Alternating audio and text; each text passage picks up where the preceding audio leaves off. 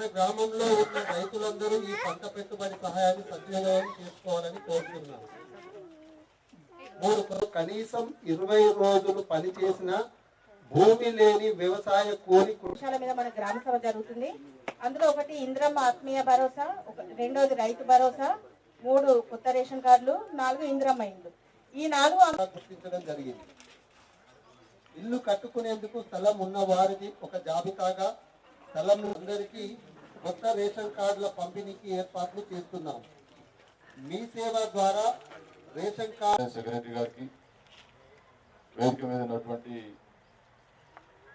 పరశురాములకు, మాజీ ఎంపీ శ్రీనివాసుకు, శేఖర్కు, రవికి, మండల కాంగ్రెస్ అధ్యక్షుడికి ఇందిరమ్మ ఆత్మీయ భరోసా పథకం అమలు చేయబడుతుంది. మహాత్మా గాంధీ జాతీయ ఉపాధి హామీ పథకంలో ముందు 67 ఎకరాలు, ఇంతకుముందు ఏఈఓ గారు చెప్పిన ప్రకారం కూడా లిస్ట్ ఉంది. కొత్త రేషన్ కార్డులో కూడా 33 మందిని ఎలిజిబుల్ చేసిన లిస్టు కూడా ఉంది. అలాగే ఇందిరమ్మ ఇళ్ళలో కూడా సైట్ లేని వాళ్ళు 45 మంది సైట్. ఈ గ్రామ సభకు సంబంధించి ఎంపీఓ నరసింహారెడ్డి గారికి, స్పెషల్ ఆఫీసర్ గారికి,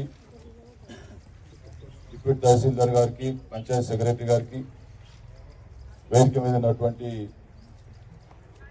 పరశురాములకు, మాజీ ఎంపీ శ్రీనివాసుకు, శేఖర్కు, రవికి, మండల కాంగ్రెస్ అధ్యక్షుడు స్వామి గౌడ్, గ్రామ పార్టీ అధ్యక్షుడు శ్రీనివాస్, అదేవిధంగా వేదిక మీద ఉన్నటువంటి అందరికీ, ఇక్కడికి చేసినటువంటి యువకులు, పెద్దలు, గ్రామంలో ఉన్నటువంటి అందరికీ కూడా పేరు పేరున నమస్కారం తెలియజేస్తాం. ముఖ్యంగా గత సంవత్సర కాలంగా రేవంత్ రెడ్డి గారి నాయకత్వంలో ముఖ్యమంత్రిగా ఈ ప్రభుత్వం, కాంగ్రెస్ ప్రభుత్వం ఏర్పడిన తర్వాత మరి ఏదైతే సంక్షేమ కార్యక్రమాలు మరి ఆ రోజు మీకు చెప్పినామో అవన్నిటిని కూడా అమలు పరచాలనేటువంటి చిత్తశుద్ధితోటి ఈరోజు అన్ని సంక్షేమ కార్యక్రమాలను ఒక్కొక్కటిగా అమలు పరుస్తూ మరి మీ అందరినీ అన్ని రకాలుగా ఏ విధంగా ఆదుకోవాలి ఈ ప్రభుత్వం అని చిత్తశుద్ధితో ముందుకెళ్తా ఉంది. ముఖ్యంగా గతంలో ప్రజాపాలనలో తీసుకున్నటువంటి అప్లికేషన్లతో పాటు మళ్ళీ గ్రామ సభలో చాలా మందికి మరి అప్పుడు ఉన్నటువంటి అప్లికేషన్లు కొన్ని రాలేకపోవడం, కొన్ని యాప్లో ఉండకపోవడం, ఇవన్నీ కూడా ఇబ్బందులు జరిగినాయి. మరి చాలా మంది మేము అప్లికేషన్ పెట్టుకోలేదు, మాకు రాలేదు అనేటువంటి ఆందోళన ఉండే. మరి వాటన్నిటిని కూడా అధిగమించడానికి మళ్ళీ మీ ముందు ప్రజా పాలన గ్రామ సభ ఏర్పాటు చేసి అన్ని ప్రాంతాలలో మీకున్నటువంటి ఏదైతే ఈ 4టికి సంబంధించి బాగా అమ్మ కూర్చోకండి,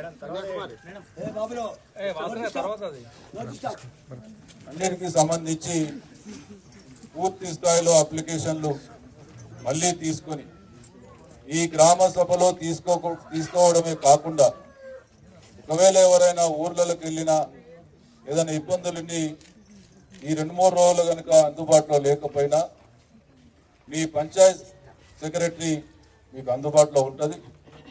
ఖచ్చితంగా వారికి మరి మీకు ఏదైతే అప్లికేషన్ ఇవ్వలేకపోయినో, దరఖాస్తు చేసుకోపోయిన దాన్ని ఆమె మీ పంచాయత్ సెక్రటరీకి ఇచ్చినట్లయితే దాన్ని కూడా ఖచ్చితంగా మరి అర్హులకు అందే విధంగా చూస్తారని సందర్భంగా తెలియజేస్తా ఉన్నాం.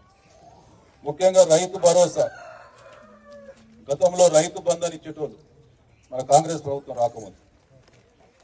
రైతు బంధు ఇస్తే కొండలకు, గుట్టలకు, రాళ్ళు, రప్పలు, మరి ఎక్కడన్నా రియల్ ఎస్టేట్ ప్లాట్లు అమ్ముకున్న దానికి కూడా రైతు బంధు పడుతుండే అకౌంట్లలో. వాళ్ళు ఉండేది హైదరాబాద్ ఉంటారు, లేకపోతే ఎక్కడన్నా ఉంటారు, ప్లాట్లు వేసి అమ్ముతారు, అది వ్యవసాయ భూమి కింద ఉంటుంది, దానికి రైతు బంధు పడుతుంది. లేకపోతే గుట్టలు ఉంటే ఆడ ఒక చెట్టు పెట్టేది లేదు, ఒక నారు పెట్టేది లేదు, అక్కడ కూడా రైతు బంధు వస్తుండే. అట్లా కాకుండా వ్యవసాయం చేసుకున్న వాళ్ళకే రైతు భరోసా అంటే మీ వ్యవసాయానికి పెట్టుబడి, మీ పెట్టుబడి దేనికి కావాలి? వ్యవసాయం చేసుకునే వాళ్ళకి పెట్టుబడి కావాలి, కానీ పైసలుండి వ్యవసాయం చేసుకోక ఎక్కడనో ఉండి జాగీడు ఉంటుంది, వాళ్ళు హైదరాబాద్ ఉంటారు. అటువంటి వాళ్లకు రైతు బంధు, రైతు భరోసా అవసరం లేదని ప్రభుత్వం గుర్తించి ఎవరైతే వ్యవసాయదారులు ఉన్నారో, వ్యవసాయం చేసుకుంటారో వాళ్ళకు మాత్రమే ఇవ్వాలి. అట్లయితేనే ఈ పథకం కరెక్ట్ పనిచేసినట్టు అని ప్రభుత్వం గుర్తించి వ్యవసాయదారులకు మాత్రమే రైతు భరోసా ఇస్తా ఉన్నాం.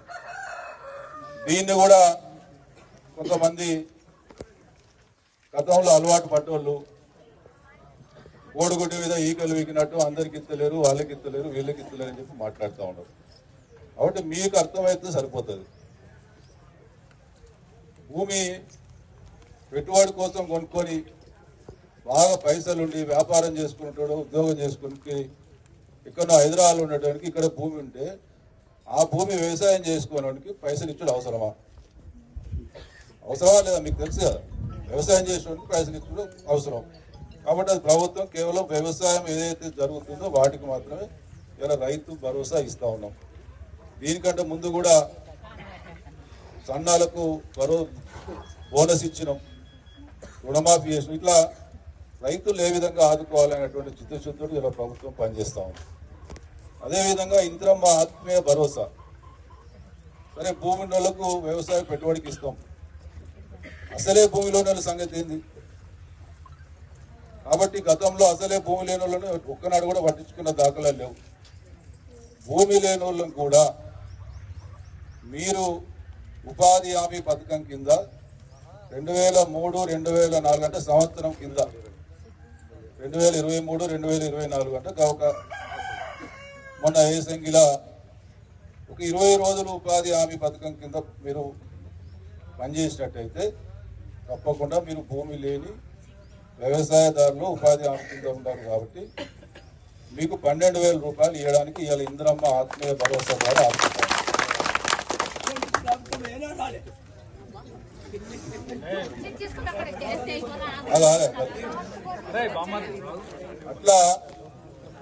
అట్లా భూమి లేని వాళ్ళు ఉపాధి హామీ కింద ఏదైతే మనం అనుకున్న 2023-2024 పనిచేసిన వాళ్ళు ఎవరైతే ఉన్నారో వాళ్ళు 86 మందిని ఇలా మనం గుర్తించినాం. ఒకవేళ ఇంకా ఎవరన్నా మీకు అర్హత అంటే నేను చెప్పినది ఏదైతే అసలే భూమి లేకుండా ఉపాధి హామీ పథకం కింద మీరు పనిచేసినట్లయితే ఖచ్చితంగా ఇంకెవరున్నా తీసుకుంటారు. ఇప్పటికైతే 86 మందిని గుర్తించడం జరిగింది. అంటే ఈ రేవంత్ రెడ్డి గారు ప్రభుత్వం, ఈ కాంగ్రెస్ ప్రభుత్వం